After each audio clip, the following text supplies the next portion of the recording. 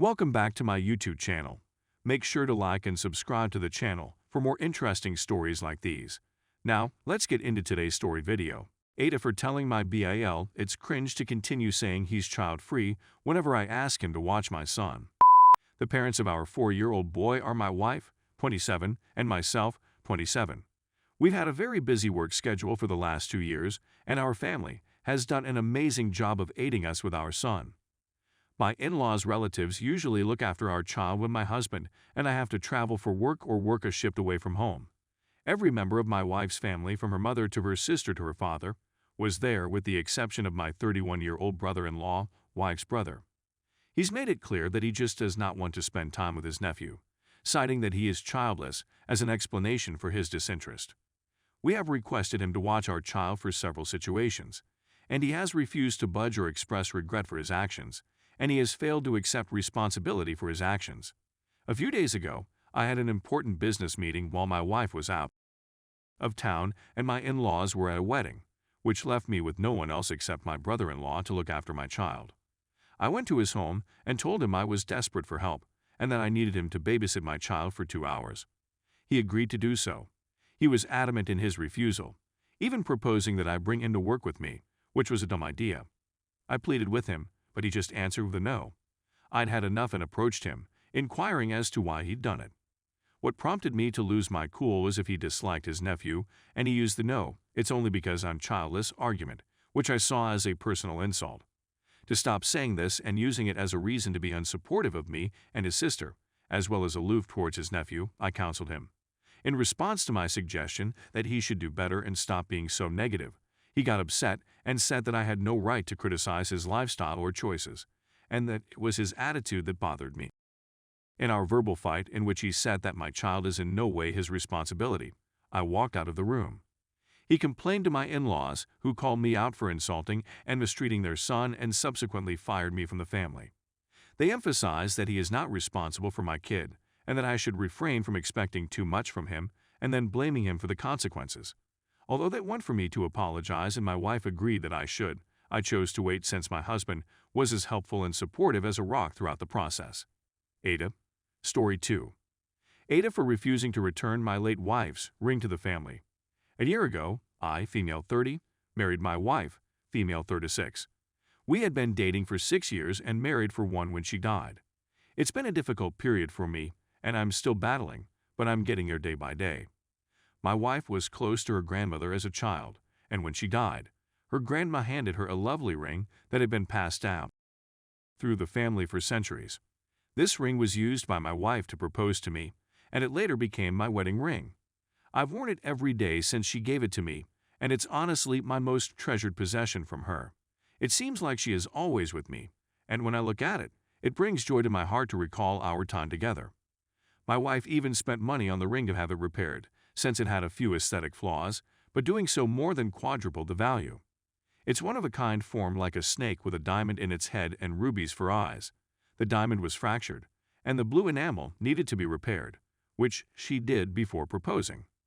My BAL has now decided to propose to his girlfriend, and he wants to use the snake ring because their grandmother wanted the ring to be used as an engagement ring for when one of her grandchildren wanted to marry. A first-come, first-served situation, although it was never really expected her granddaughter would be doing the proposing.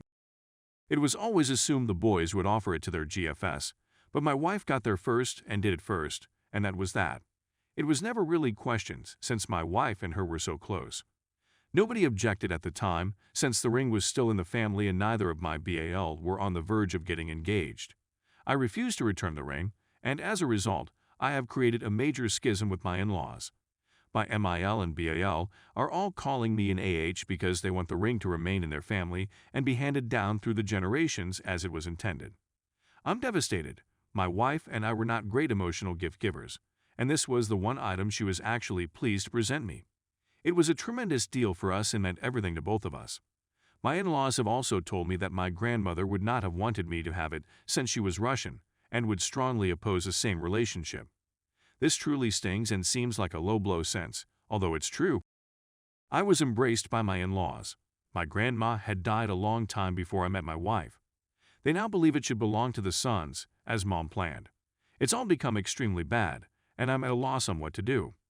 The family has even offered to purchase the ring from me for the entire cost of the repairs, but I refuse. It's the last thing I have left of my wife, and losing it feels like losing the last piece of my shattered heart. Ada, edit. Oh, no. I wasn't anticipating such a large reaction, and I wanted to thank everyone for their responses. I'm working my way through them. Based on some of your remarks, I just wanted to provide you with a little additional information. No, my wife and I did not have children. Grandma would never have approved of the relationship. She was, dare we say, traditional. There have been many suggestions about leaving the ring in my will, which I believe is a fantastic idea. I hadn't been able to think straight since this all transpired since I was overcome with anguish after being questioned. I'm going to talk to MIL and BIL as soon as possible to see if I can leave the ring to BIL future children in my will.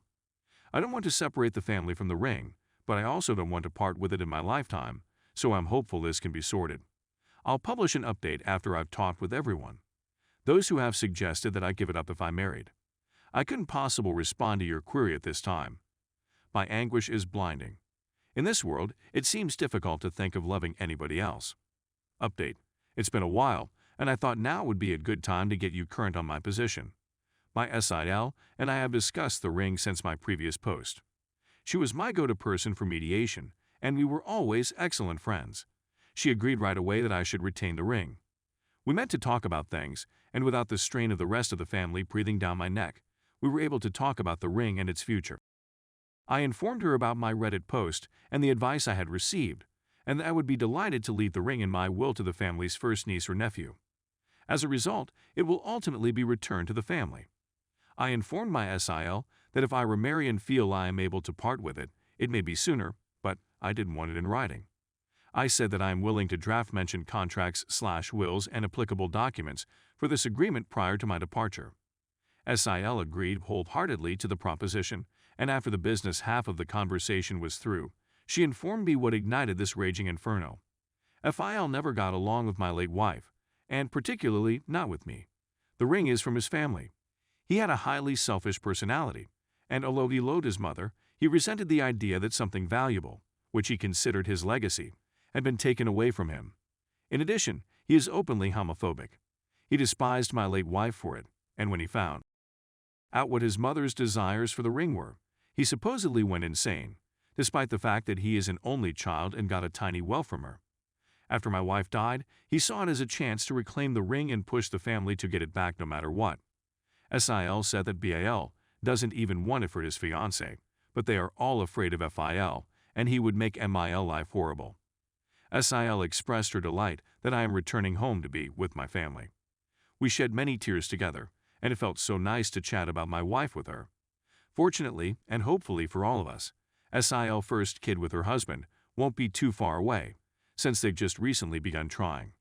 After the appropriate information had been given to the family, SIL and I spoke again on the phone.